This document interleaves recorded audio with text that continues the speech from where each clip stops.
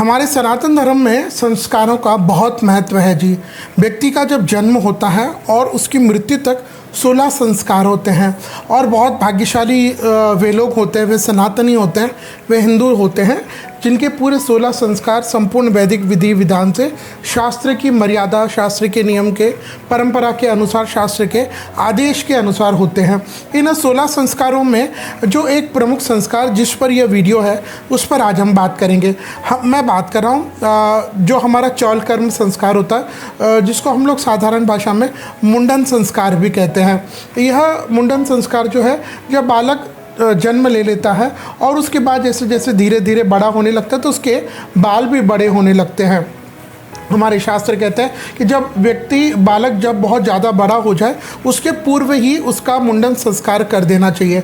मुंडन संस्कार करने से जो पुराने जो केश है वो चले जाते हैं और उसके बाद नए केश आते हैं तो बालक के चेहरे पर तेज बनता है, ग्लो बनता है, बालक तेजस्वी और ओजस्वी, विद्यावान, धर्मवान बनता है। यह हमारे शास्त्र आज्ञा करते हैं।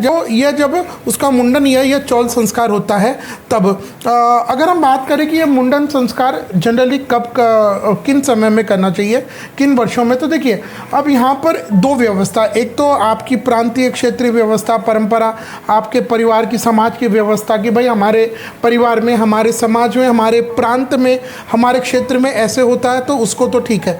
लेकिन उससे भी ऊपर जो आता है वह होता है हमारा शास्त्र, जो सभी के लिए सम है, जो सभी के लिए बराबर आदेश करता है। शास्त्र आज्ञा करता है कि बालक जब पहला वर्ष यानी 1 साल पूरा समाप्त हो उसके अंदर या फिर तीसरे में या 5वें में उसका यह मुंडन संस्कार कर देना चाहिए।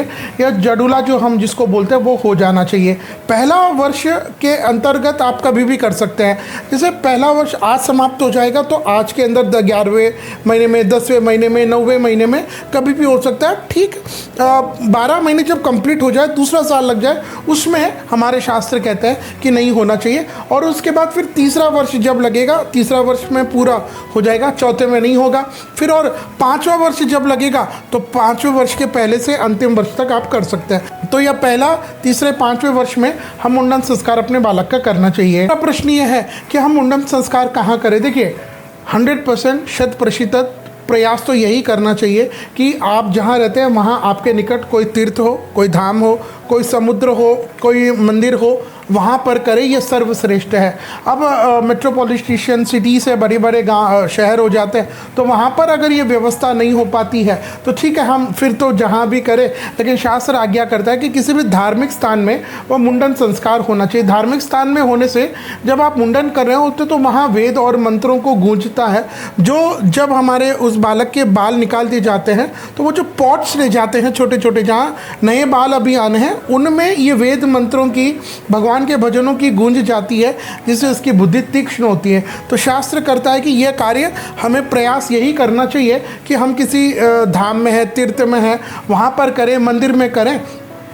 कई लोगों की यहाँ तो ऐसी भी परंपरा है कि उनकी जो कुल देवी है या कुल देवता है तो वहाँ पर करते हैं। अगर ऐसी कोई परंपरा है तो वो तो फिर बहुत अच्छी बात है। तो वो तो एक तरह से हुआ ही आध्यात्मिक स्थान। अब जो लोग नहीं कर पाते हैं तो फिर काफ़ी लोग, शास्त्र तो ये आज्ञा करता है कि भाई हमें मुहूर्त पर ही करना चाहिए।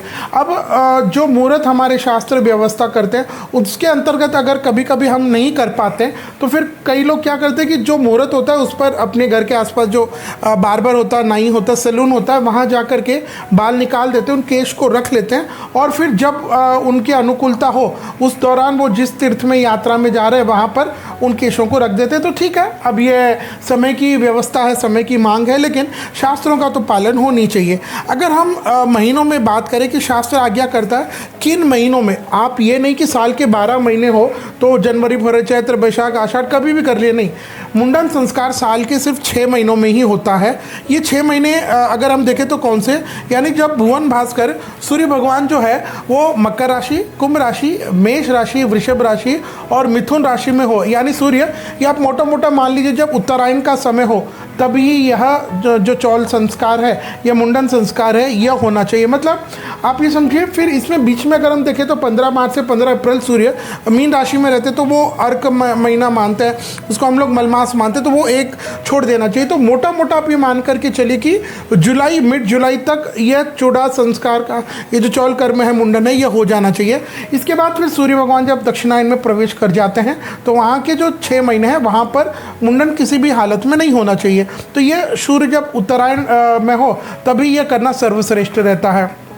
महीनों के बाद अगर हम पक्ष की बात करें तो शुक्ल पक्ष और कृष्ण पक्ष दोनों भी पक्ष सर्वश्रेष्ठ है। उसके बाद अगर हम नक्षत्र बात करें तो शास्त्र आज्ञा करता है कि चौल कर्म यानी मुंडन के लिए जो शुभ नक्षत्र प्रशस्त माने गए हैं उनमें अश्विनी नक्षत्र, मृगशिरा नक्षत्र, पुनर्वसु, पुष्यहस्त, चित्रा, स्वाति, ज्येष्ठा, श्रवण, धनिष्ठा, शतभिषा और रेवती नक्षत्र ये सर्वश्रेष्ठ माने गए हैं। नक्षत्रों के बाद अगर हम तिथियों की बात करें, क्योंकि पंचांग में 5 अंग है, तिथि, नक्षत्र, वार, योग, करण, तो तिथियों में जो तिथियां लेनी चाहिए उनमें शास्त्र कहते हैं कृष्ण और शुक्ल पक्ष की द्वितीय तिथि, तृतीया, पंचमी, सप्तमी, दशमी, एकादशी और त्रयोदशी ये बहुत ज़्यादा शुभ है। तिथियों के बाद वार का भी तो बहुत महत्व होता है जी। तो वार की अगर हम बात करें तो शास्त्र आज्ञा करता है कि मुंडन चौल संस्कार के लिए जो वार श्रेष्ठ है उनमें सोमवार, बुधवार, गुरुवार और शुक्रवार को आप चौल ये जो संस्कार है, विधि है, इसको पूर्ण कर सकते हैं। आज इस वीडियो में हम बात करेंगे साल 2026 में जनवरी के महीने में अगर आपको मुंडन संस्कार करना तो उसके लिए शुभ मुहूर्त क्या रहेंगे। देखिए अभी जो मैंने नियम बताया ये तो हमको समझना ही है, लेकिन क्या हो रहा है ना 2026 की अगर हम बात करें 15 दिसंबर 2025 से लेकर के 14-15 जनवरी तक तो सूर्य भगवान धनु राशि में रहेंगे और जब 15 जनवरी के बाद ये धनु राशि से निकल करके मकर राशि में आएंगे, वहाँ से शुभ समय तो प्रारंभ हो जाएगा। लेकिन जब सूर्य भगवान धनु राशि में प्रवेश करेंगे उसी दिन से यानी 15 दिसंबर 2025 से लेकर के 2 फरवरी 2026 तक शुक्र का तारा भी अस्त रहेगा। तो हमारे शास्त्रकार आज्ञा करते हैं कि जब भी गुरु या शुक्र का तारा अस्त हो, मलमास हो, धनुर्मास हो, मीन की संक्रांति हो, तो इस समय में हमें मुंडन संस्कार आदि शुभ कार्य, मंगल कार्य बिल्कुल भी नहीं करना चाहिए। तो अगर हम 2026 में जनवरी के महीने की बात करें तो आप ये मलमास एक तो 15 जनवरी तक और उसके साथ साथ 2 फरवरी 2026 तक शुक्र का तारा अस्त होने के कारण हमें